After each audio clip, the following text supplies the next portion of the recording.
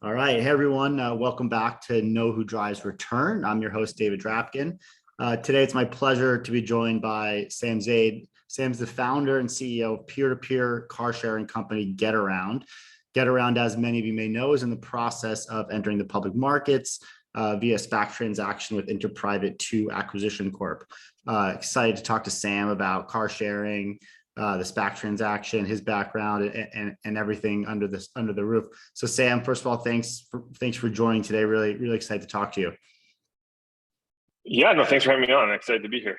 Awesome. So, before we get into Getaround specifically, you have an interesting background. So, how about a bit of a introduction to you, where you come from, maybe a little bit about your history? Yeah, sure. Happy to do it. Happy to chat about that.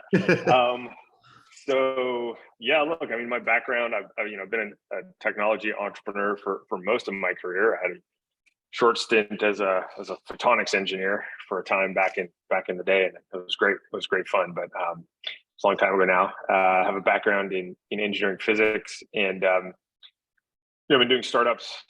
I don't want to say almost 20 years, but let's say 15 years, something like that. Yeah, roundabout, and started Getaround just over 10 years ago, and have really been working on that ever since. And happy to talk a little bit more about the mission problem there, if that makes sense. Yeah. So what led to the founding of Getaround? What was the big idea? Yeah, no, I mean, that's what motivates us every day. And yeah, we started it, as I mentioned, just over 10 years ago, really because we have a world problem, right? At the time, we called that problem car overpopulation, because simply we just have too many cars, and we don't use them. They're used, 5% or less every single day. So something like 1.2 billion cars globally. We waste 30 billion car hours daily, and car ownership's not cheap. It costs about 27% of average household income for the average American household. And actually, cars have become increasingly expensive. I think they're actually around 11% more expensive than just a year ago. And of course, now with remote work, hybrid work, people are commuting a lot less. So then the business case for car ownership, and certainly for multi-car households, is under a lot more pressure. When we started Getaround and launched back in 2011, we just felt strongly that people would share cars more, and you wouldn't necessarily reserve them for your exclusive use if, like many things before, technology just made that easier.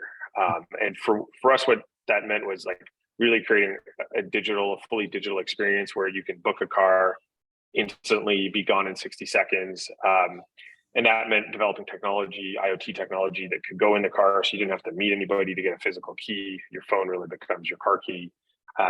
And then really leveraging the power of the internet, of data connectivity, to automate and streamline that experience. So you're not doing when you return a traditional car rental, people are like logging fuel and mileage and doing all these things manually. Get rid of that, do it through technology, and really streamline that experience. So you create that sort of that wow moment in the eyes of the customer. And so that's what we set out to build. I mean, today we are a digital marketplace. We developed that patented technology which powers our marketplace. We've got millions of users sharing tens of thousands of cars across, both countries in North America and Europe. Mm-hmm. I think I read in your materials that something like cars are parked for 95% of the time of their life. And so are you finding that? And so obviously this is peer-to-peer. And so are you finding that the uptake from your users to rent out their cars, has been, appetite for them. It's a way for them to make more money, right? For, basically leasing an unused asset. Yeah, absolutely. I mean, most people are not using their cars that much, and using them less today than probably pre-pandemic. So, that's 5% stat was like a pre-pandemic stat. I don't know if you know what the stat is. Post-pandemic, probably use less. But it's already so small that you can't get much smaller than 5%. So that's exactly right. I mean, if your car can make money for you, you can get your car for free. It just takes that, you're typically your second biggest expense load off the expense ledger every month, and it just gives you that much more. It just gives you more freedom as somebody who lives without a car, you don't need to own one. You can use someone else's. And of course, if you do own a car, it's not something that's burdening you, every month in terms of all the expenses and costs. It's interesting. Yeah, you brought up COVID. Obviously, you said you were founded 10 years ago, so that was even pre-COVID. But it seems, as you know, where many businesses may have taken a hit, in the physical world, it feels like something like Getaround makes more sense. It was maybe COVID could have been even a little bit of a tailwind, as you mentioned, with the work from home and a hybrid environment with people commuting less. Have you found that to be not COVID as a positive, but have you found at least Yeah, at least some positive tailwinds from the changing in people's behaviors, post the pandemic? Yeah, no, I mean, so COVID itself, especially the early part, was extremely tough because obviously it went from people moving around to not moving around. But in terms of yeah, like as you're pointing out, the secular long-term trends, I mean, definitely most people own cars because they were commuting 5 days a week, and so certainly there's now a lot of people who don't feel the need to own a car or own as many cars, and households can get away with that. So that's one shift. Certainly people are more, we've just seen the general behavior shift in terms of how people use cars, how frequently they use cars, how long they book them for. And of course, traveling by plane has, was and continues to get more arduous. And so, you can make it as easy. If you're getting a car as easy as tapping, a couple taps on an app on your phone, then, that starts to become a very attractive alternative for obviously not for cross-country trips, but for more local and nearby trips. Right. So I want to get into the host a little bit. So say you have a host, they have one car, they rent that car out. But I was reading, it seems that you have these so-called power hosts, which, that maybe they have a fleet of cars, 10, 15, and maybe run a side hustle, or maybe it's their full-time business. Can you talk about, the difference between maybe the single host versus the power host, and, which is more, a bigger, customer base for you guys? Yeah. So on the supply side, look, the majority of our if you count the number of unique hosts, it's dominated by individual consumers, right? The consumer is going to share 1 to 2 cars. They're sharing part-time, offsetting cost of ownership, making some extra money. And the model works really well for that use case. What we've found over the past few years is then you have power hosts who are really entrepreneurs, and now they're a smaller cohort in terms of the individuals, but obviously they provide more cars, so they actually make up the majority of the vehicles. And they're really entrepreneurs. And people tend to think of power hosts maybe as these like big corporate companies and things. They're not. They're really sole proprietors, solopreneurs, or micro businesses, micropreneurs. So it's sort of that same DNA that you find in e-commerce, like a lot of micro brands and things like that. So on average, they share about 12 cars. But for us, it's a really exciting segment. It's a growing segment, although it's a very different segment than your traditional car rental business, because the digital nature of our tech and our product means, it's more about them owning the asset and making it available and keeping it serviced than trying to run all of the front office, customer service, sort of like lot operations that you typically find in a more logistics heavy car rental business. A lot of that's automated away through the technology. Your technology, right? Do you think, you mentioned rising, at least vehicle costs currently, do you think that is a bit of a headwind for that business in the near term? We haven't found that. Certainly, if you start looking at the extremities of people who are trying to buy a lot of cars, that's challenging. But again, most of these are smaller operations. They're 12 cars average, so they're still very much like people who are doing this, either on the side or alongside other things. Right. And they're pretty scrappy, and they can find, you can still find deals on 1, 2, 3, 4, 5 cars. It's just harder to go, like if you're an enterprise or a Avis, to go buy like 300,000 cars and not get really hit with some of the supply demand dynamics in the market right now. But what we find is our hosts tend to be pretty scrappy, and a lot of them either have cars or they have friends who have cars, and so there's ways that they can get access to that supply. Right, that makes sense. So let's talk about the business model a little bit. asset light, so you're not owning the cars, you're running the tech. What does the business model look like? How does Getaround make money? Yeah, so we're a marketplace model. So it's very much like an Airbnb. We manage the payments and the booking, and the payments themselves consist of the actual reservation price, which is what really costs to get the car, and that split where we take 40%, 40%, and then 60% goes to the actual host. We of course provide all of the customer service, the insurance, the technology around that. That's our cost. Mm-hmm. And then on top of that, there's a small booking fee that's charged to the guests themselves. That's something that really covers for the different dynamics of a particular trip and the risk associated with it. And that's something that flows uniquely to us. And so, you end up with a net to gross profile that's somewhere between 45 to 50% to the company, with the balance going to the host supplying the vehicles.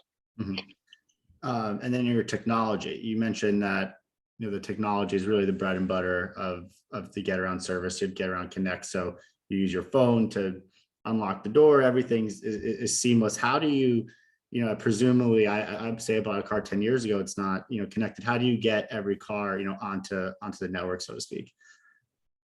Yeah. So you're right. I mean, for us, that's the sort of secret sauce, so to speak, that we've been making since we started.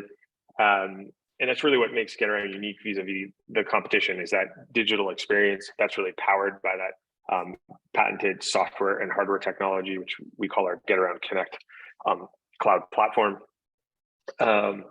And let me just say what that means, and then how we do it, how we get cars done. So what does it mean? It means like cars are fully connected, so they're always communicating digitally with our cloud system. So you get a lot more real-time information about the car. Otherwise someone's renting your car and you're like, I don't know where it is. I don't know what they're doing with it. I know nothing, right? And so there's a lot more real-time information, which allows you to actually streamline the experience. That really powers our what we call our gone in 60 seconds experience. So you can book a car, walk up to it, open the Getaround app, tap a button, unlock and drive, right? And that's meant to make it as easy as having the fob in your pocket. Instead of pulling out the fob, you pull out the Getaround app. As you mentioned, we have to equip cars with our IoT technology, so that provides for remote lock, unlock. You get real-time GPS location, real-time sensor data, so readouts like engine lights, fuel mileage, stuff like that, which obviously makes it a lot easier to manage your car or a set of cars. And the way we do that is also asset light, is through a third-party network of installers that we build up across the country in the markets where we operate. They do an online certification and virtual training, and then basically they become a certified installer of ours. So that tends to be mostly, individual car electronics shops, and that's most of what that industry is. But then we also have larger partners like Car Toys and Best Buy Geek Squad that also are the same, but obviously a bit more professionalized in that regard, or a bit more scale. Mm-hmm. And the big thing there obviously is, when you have this technology as the person sharing the car, you no longer have to meet, the guest or the renter to give them a key. You don't have to coordinate the pickup and return of the car. You don't have to be physically there. So you can be at work, your car can be making money for you, and you can manage things remotely from your laptop or phone. Who deals with like repairs and cleaning and those little nuisances? Yeah. So those are still there. Yeah. I mean, we're automating progressively more and more. We have not automated everything yet. So, 80% of it is fine. You still got to clean your car and service your car, but you don't have to do it every time. And so that stuff you can obviously schedule. It is something we're working on in terms of building ecosystem partnerships, so that, we can help identify and integrate partners that allow you to then also do this remotely. Because the fundamental advantage you have, obviously, with the technology in your car is where it is and you can get access to it remotely. And so if you have someone who's you've contracted with that cleans cars, they can still do that without you having to be physically there or giving them a car key or whatever. So a lot of our hosts do that themselves, but obviously we'd like to make that more streamlined and try to leverage some volume buying power there to make it better for them. Right. I want to see if you could touch on, you have some high profile partnerships with the likes of Uber. I believe you just announced one with Kayak the other day, and you have some OEMs in the pipeline. So how have you thought about, those partnerships and what do those bring to the table? Yeah, it's interesting because, for our business is really a direct to consumer business in that we attract both the hosts and the guests directly, but then because of the technology platform, there's a lot of interesting opportunities to work with partners and help partners deliver that same magic experience to their customers. So Uber is very interesting. We have an integration where a driver can dynamically link their Uber and Getaround accounts. They can then instantly book a car on Getaround from a subset of hosts who've enabled it to support Drive with Uber. And then everything is magically synchronized. So then they see, their Getaround trip inside their Uber driver app. From there, they can start driving and earning immediately. So that's really transformative, right? You essentially, you can become an Uber driver in a matter of minutes without owning a car, right? That's not normal. Yeah. And typically, if you want to rent a car some other way, it's a much more manual and lengthy process. Just getting the car and getting certified and all that stuff with Uber. So that's really interesting. We've seen a lot of growth in that this year, so we're excited for next year. And Kayak's new. It's actually part of our push to expand our value proposition outside of urban dwellers into the hands of travelers or people who can use Getaround at a destination. It's something we've actually had live in Europe for some time, and more recently now we just announced it in the US, and we've been rolling out more and more inventory in cities. We're happy with the progress there. The OEMs are important partners. I think you mentioned those also. We've been working with many of them for a number of years now. There's actually a whole myriad of ways we can collaborate, but really the current focus is getting natively integrated into the new wave of connected cars and EVs. So just when you buy a television, it comes with a Netflix app, you get a car, it's Getaround ready, you're already integrated to Getaround apps. You don't need any additional technology, hardware, or anything in your car. Mm-hmm. Mm-hmm. That would make it certainly more seamless. No, exactly. I mean, that is our goal, make it increasingly more and more seamless so that, this is something you can rely on, it's going to work in an easy way and provide you an alternative to car ownership and car rental. Right. So Getaround as a company entering the capital market. So obviously you said 10 years old. Why today? What is the impetus for wanting to go public today? No secret that right now, not only IPOs, but obviously SPAC market's a little challenged. So what's the decision making behind, going public in 2022? Yeah, it's your question. I mean, why not be, counter trend? No, it's not that. To be honest, no, I get you. I mean, it's a tough time in the markets without a doubt. Equity markets are clearly challenged right now. But the first thing is we're not really playing for right now, right? We feel this transaction is more about giving us what we need to just focus on executing on our plans. To be honest, we've been operating and preparing to go public for I don't even know, probably over 18 months at this point. And so earlier this year, we saw a great opportunity to partner with the InterPrivate team to really go public, which we just felt gives us a unique opportunity, especially in a challenging market, to just double down on a number of growth and strategic opportunities, some of which we just talked about, that we have right in front of us. And I'd say that unlike, probably cohort of more recent SPAC deals, we have 175 million of committed capital that comes with the closing of the transaction. So when we looked at it holistically, for us, it was about how do we continue to execute on our plans? What's the mechanism to do that? We've been preparing to be public. This just felt like, it satisfied all of our criteria, albeit agree. It's obviously a challenging time in just equity and capital markets in general. I think it's a important point to highlight that 175 million of capital, because as adamant followers of the SPAC market on our side, as you mentioned, many of the companies going public today, no committed capital, they advertise the trust, but that goes away. So it's really just like a capital markets transaction. So, thanks for bringing that up. Any specific use of proceeds for that capital that you're going to be adding? Yeah, I mean, I guess the use of funds is broadly just what we talked about. So it's investments in growth and innovation. So really, predominantly for us, it's about growing. How are we growing? We're growing by really not so much by adding tons of new geographies or markets. Yeah. It's really more about densifying the markets we're in. That's like 80% of it. Getting more cars, more choices for the consumer, building that liquidity in the marketplace, and then really about the innovation side. There's also growth that comes from that, from the continued product innovation, which is something we're really excited about, because this is still very much an early space. It's very greenfield. Mhm. And so, on top of the technology we've already built, there are just a number of ways to really leverage that in terms of just building an increasingly friction-free user experience, or new ways to monetize, the customer or the data. So we're just, we just feel like really that's just a huge opportunity area. At the end of the day, it's just providing consumers with more and more options, so they can instantly rent, unlock, and drive via the Getaround app. And you mentioned Europe, so you're already international. What geographies? How many countries are you in, or is there a geography stat you can give us? Yeah, we're 7 countries in Europe. And the ones you'd expect, right.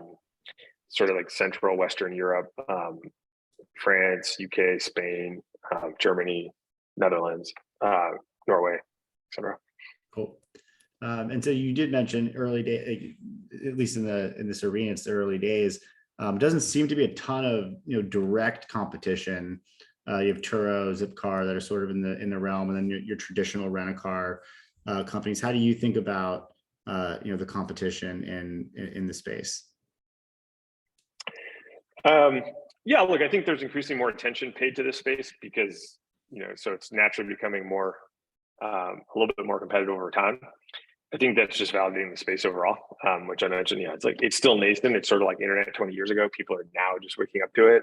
I think there's 2 things that differentiate us. One, being an asset-light marketplace really differentiates us from the more traditional models and Zipcars, because we don't own the asset. And because we don't own the asset, then the cars themselves are much more distributed, given the nature of our marketplace. So it means we offer like more choice of cars, more variety, more locations where you can get a car. And so that, the asset-light model really provides that value to the consumer. As we've talked about, our really unique differentiator is the technology, which then powers our digital experience. So like summarizing that up, it's really like, as a consumer, you can book, unlock, and drive. You do that from the Getaround app. So you can just book a car you want in 60 seconds, walk to it, unlock from your phone, drive. So it's pretty straightforward. You don't have to wait, like most marketplaces, for the host to approve your booking. There's no need to meet people in person to get a key. You're not filling out paperwork or waiting at a rental counter like you would in a more traditional car rental model. So that's really the core differentiator with Getaround versus all the competition on the demand side. And then for a host supplying a car, the main benefit is you can operate remotely. You don't have to be physically with your car or near it to rent it out. You don't have to be available. You can rent your car in the middle of the night while you're sleeping, right? And so your car makes more money for you when you're away, for example, when you're at work. And then the technology really takes a lot of those manual steps out of the experience, including having to meet people and arrange pickups and returns. So the net of it is, as a host, you earn more with less effort, and you don't have to invest in staff or front office ops. So you won't have that Seinfeld episode where they take the reservation, but you can't hold the reservation. Right. Right. The take and hold is the same, collapsed into one instant thing and digital thing. Cool. To wrap up, I noticed you tout yourselves as a ESG friendly company. Can you talk a little bit about how and what you're bringing to on the ESG side of the world? Yeah, no, totally. It is something that's been our mission for a long time before ESG was a buzzword. So first, we've pledged to have only EVs on the marketplace by 2040, and then beginning 2030, we'll stop accepting ICE cars. So that's their first objective we've gone public with, which we happen to beat California to the punch on that one too. So we're proud of ourselves there. And then we're also working on a number of things really to make it easier for people to purchase and finance EVs to share on Getaround. obviously our objective is to have more people driving with, like tailpipe emission free. And then the other part that people don't always get about car sharing, and it's sort of the fascinating part when you look at the data, is that households that actually moved to becoming car free actually reduce their overall driving and consequently, obviously, their carbon footprint. That number is about 34 to 41% when you look at the data. It's studied by the Sustainability and Transportation Center at UC Berkeley.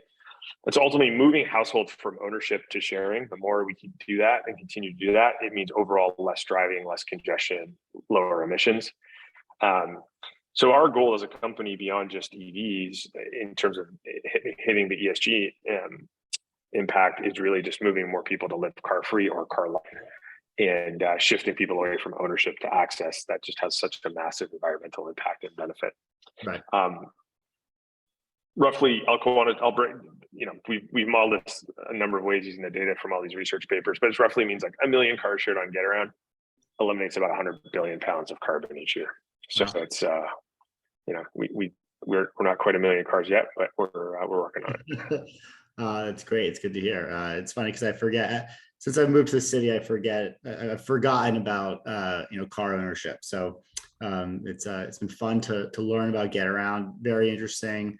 Looking forward to, following the story, and, good luck on the deal in the near future, and we'll be following. And thanks again for taking the time today. Really appreciate it, Sam. Yeah, thank you, David. It was great.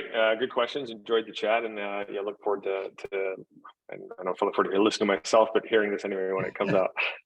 Oh, last question I have to ask. I know it's probably at the mercy of the SEC, but any sense of timing? I know S4s are on file. Any sense of timing when we think the transaction may close? Yeah, I mean, nothing. I mean, let me just say we're working hard at it, but your guess is probably as good as mine. Awesome. Love it. All right. Thanks again, Sam. Appreciate it. Yeah. Bye now. Thank you.